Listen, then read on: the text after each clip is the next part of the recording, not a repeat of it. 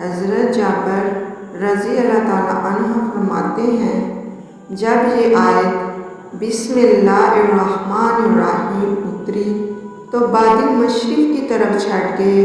ہوائیں ساکن ہو گئیں، سمندر ٹھہر گیا، جانوروں نے کان لگا لیے، شیاطین پر آسمان سے شعلے گرے۔ پروردگار عالم نے اپنی عزت و جلال کی قسم کھا کر کہا، فرمایا جس چیز پر میرا نام لیا جائے اس میں ضرور برکت ہوگی۔ ابن مرودیہ میں ہے کہ رسول اللہ صلی اللہ علیہ وسلم نے فرمایا کہ مجھ پر ایک ایسی آیت اتری ہے کہ کسی نبی پر سوائے حضرت سلیمان علیہ السلام کے ایسی آیات نہیں اتری، وہ آیت بسم اللہ الرحمن الرحیم ہے۔ حضرت ابن مسعود رضی اللہ تعالیٰ عنہ فرماتے ہیں، جو جہنم کے 19